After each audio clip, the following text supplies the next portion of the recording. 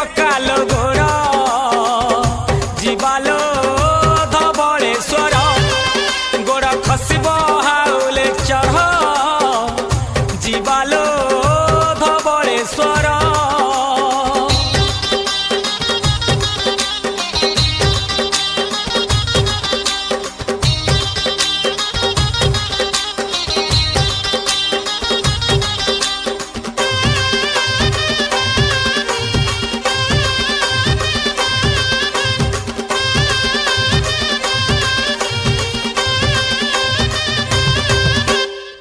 धवलेश्वरंक करुणा लभिले अंध तो पाए नयन छोटा चाली पारे मुख कही पारे निसंतानर संतान।